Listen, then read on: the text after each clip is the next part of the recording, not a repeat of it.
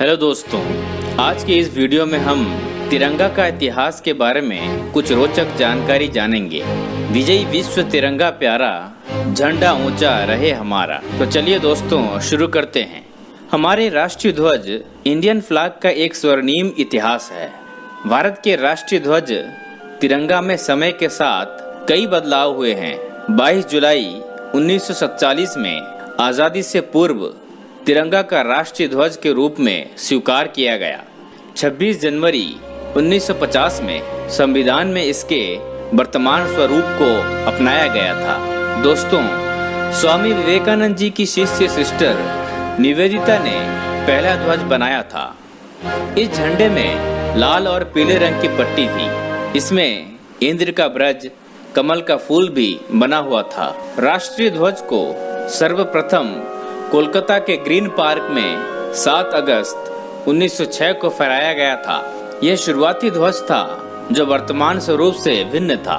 इस ध्वज में ऊपर से क्रमशः हरा, पीला और लाल रंग था। हरे रंग पर कमल का फूल और लाल रंग पर चांद सूरज बने हुए थे। इस शुरुआती झंडे के पीले रंग पर वंदे मातरम लिखा हुआ था। अगले ही साल वर्ष 1907 में विकाजी कामा नामक महिला ने जर्मनी में झंडा फहराया था। वर्ष 1917 में भी एक ध्वज बनाया गया था जो अब तक के सारे ध्वजों से अलग था।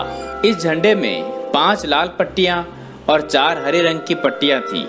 सप्तऋषि की तरह दिखने वाले 7 तारे इन पर बने हुए थे। इस पर एक और आधा चांद और दूसरी तरफ यूनियन जैक बना हुआ था। दोस्तों, राष्ट्रीय ध्वज तिरंगा में बड़ा बदलाव वर्ष 1921 में किया गया था। ये झंडा पहले के झंडों से एकदम अलग था। इस ध्वज में हरा और लाल 2 रंग थे। महात्मा गांधी जी ने इस ध्वज में सफेद रंग और जोड़ा था। इस 3 रंग के झंडे के बीच में चरखा का निशान लगाया गया था। इस ध्वज में रंगों की व्याख्या धर्म के आधार पर की गई थी। लाल रंग हिंदू धर्म, हरा रंग मुस्लिम धर्म और सफेद रंग अन्य धर्मों का प्रतीक थे।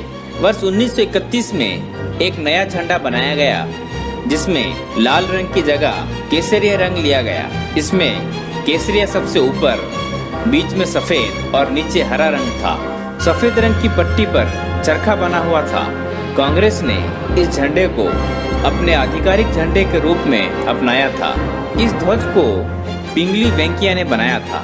भारत के वर्तमान स्वरूप राष्ट्रीय ध्वज को डिजाइन करने का कार्य भी पिंगली वेंकैया ने किया था। झंडे के बीच में चरखे के स्थान पर अशोक चक्र का इस्तेमाल किया गया था। इस झंडे को ही भारत के आधिकारिक झंडे के रूप में स्वीकृति मिली थी।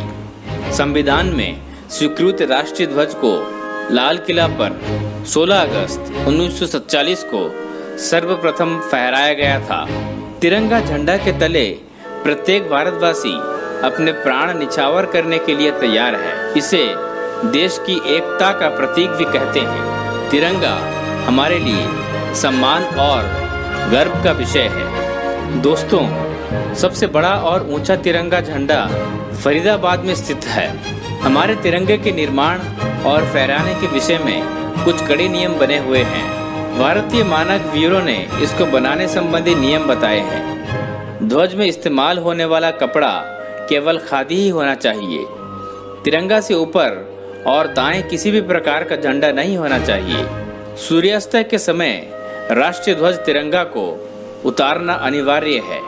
राष्ट्रीय ध्वज को कुछ महत्वपूर्ण दिन जैसे गणतंत्र दिवस, स्वतंत्रता दिवस, महात्मा गांधी जयंती पर फहराया जाता है।